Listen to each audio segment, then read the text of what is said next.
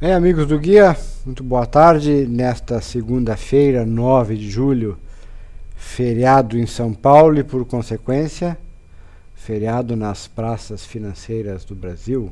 Não tem bolsa, não tem BMF, mas isso não impede de ter mercado, né? O dólar comercial opera em leve alta, 0,15. E tem mercado no mundo, né? Tem mercado na Ásia, tem mercado na Europa, teve mercado na Ásia, teve mercado na Europa e tem mercado nos Estados Unidos. E adivinhem,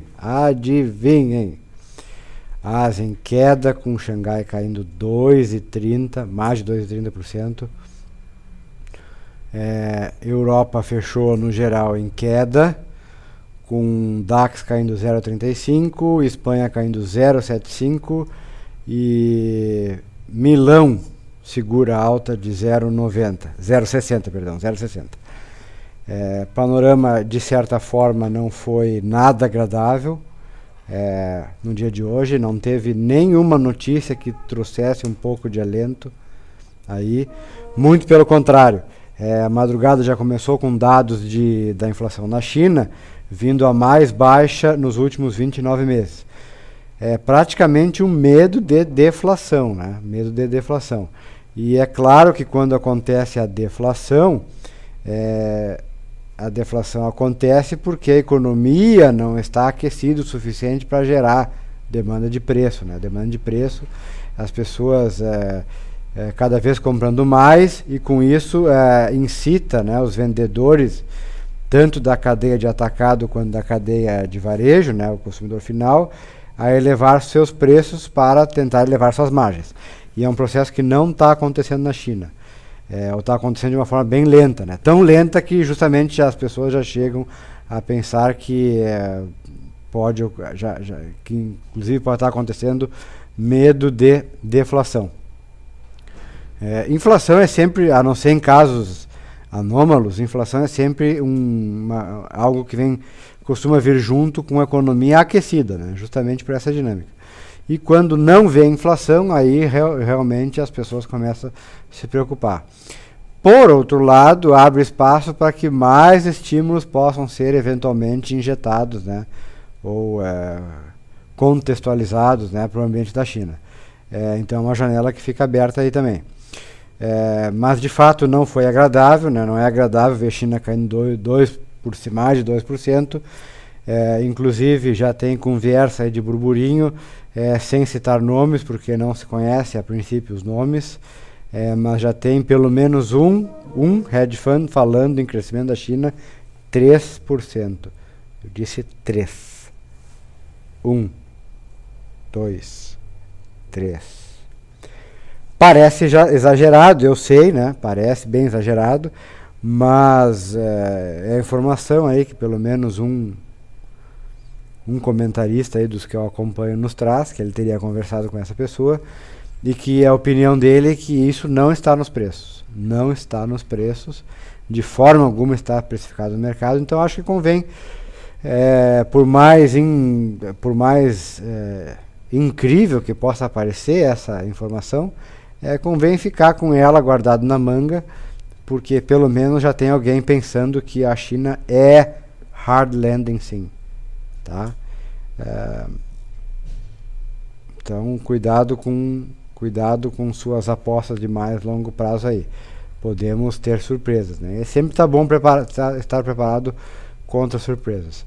O mercado chinês caiu 2,30%, mas quem explodiu lá foram justamente as empresas do setor de construção, né, que com os dados da inflação baixos, né, provavelmente as pessoas serão incitadas a rever a sua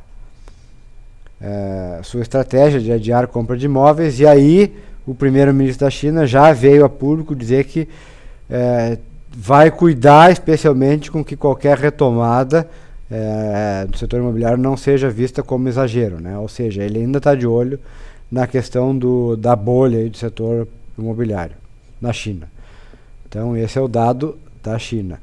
Outro dado ruim, deixa eu mostrar agora, que também causou espanto. Vou mostrar aqui. Foi isso. Primeiro vamos ver a inflação na China. Está aqui a inflação na China. Eu tenho aqui um composto de uma série de dados, mas talvez o Nomura tenha conseguido exemplificar melhor qual é a questão, e não vamos deter muito nesses dados aqui, vamos deter diretamente no Nomura. Em cinza a inflação do produtor e em vermelho a inflação ao consumidor, né? A inflação final, ou seja, na ponta final do consumidor, e aqui a inflação na indústria, quer dizer, a indústria já está diminuindo o preço que cobra, né, para botar o seu produto, ou seja, é sinal de economia realmente enfraquecida, né? Então, dados da Nomura Global Economics em conjunto com a Bloomberg e com algum órgão chinês aí, com um dado chinês, né? Deve ser China Economic ou alguma coisa assim, que eu não sei qual é, mas também não importa, tá? O que importa é o dado, a inflação na China realmente despencando, tá? Um dado que nessa altura do campeonato meio que preocupa. O outro dado interessante foi esse aqui, que veio os pedidos, né, de novas encomendas de maquinário no Japão. Ou seja, também uma queda violenta. E dessa vez não dá para associar, né, como foi aqui, mais ou menos, com nenhum terremoto, né, com nenhum evento anormal. Foi queda mesmo, os caras encomendaram menos máquinas e aí todo mundo já se pergunta, né, o que está acontecendo? Balanço comercial veio com maior tombo para junho, né, desde junho ou maio, agora não me lembro qual foi o dado que saiu, mas enfim, o dado que saiu agora, desde 1985, ou seja, uma economia que é eminentemente exportadora, vê o seu pior resultado em termos de exportação para junho, né, para o mês de junho, desde 1985. É mais um dado aí que vai se somar à pilha de dados ruins que tentam descrever o momento pessimista da economia, né? E pessimismo real acaba gerando pessimismo virtual, né? Então, dados de sentimento do consumidor na Europa, sentimento de investidor na Europa, vieram também ruins. Ficou tudo na seção sala de imprensa, vocês revisem, já tem duas hoje. Seção sala de imprensa está lá no blog, um bom material de estudo. Tem muita gente falando coisa hoje na Europa, inclusive que um dos cabeças lá, um dos diretores da Comissão Europeia teria falado hoje a um repórter de forma bem explícita no seguinte termo. Foi mais ou menos assim a conversa, e o nome desse cara não foi revelado. Foi mais ou menos assim a conversa. Deixe-me dizer claramente, o regulamento do fundo ESM implica que qualquer débito contraído seja classificado no patamar de débito soberano. Quem contrai o débito é o país. Ponto. Não tem recapitalização direta dos bancos. Ponto. Fui bem claro. Esse foi o comentário dele e era o que estava em voga mais no começo da manhã, ainda final da madrugada aqui no Brasil. E aí os mercados estavam nessa hora bem descontados. Depois, isso mais ou menos foi essa hora aqui, ó, nessa perna de baixo, tá? Queda do euro, né? Claro, com uma declaração assim, né? Porque afinal todo aquele Euro Summit foi em conta disso, né? De tentar sair desse imbróglio aí. Depois a comunidade europeia, a Comissão Europeia veio e ratificou que sim, o mecanismo ESM vai recapitalizar diretamente os bancos. Quer dizer, mais ou menos aí um samba do crioulo doido, né? Alguém com gabarito diz que não e outro alguém com gabarito diz que sim. Então a fala veio isso aí, a Comissão Europeia se manifestou, foi uma conversa, foi uma fala oficial, também está relacionado lá na sessão sala de imprensa. Só ainda não se sabe exatamente como é que vai se fazer, mas a Comissão Europeia, enquanto organismo, veio a público e disse sim, vai recapitalizar diretamente os bancos. E aí então o dólar explode, vai para cima de 1,23. E com isso o panorama meio que dá uma melhorada aí na Europa. Futuros americanos que estavam bem descontados deram uma melhorada.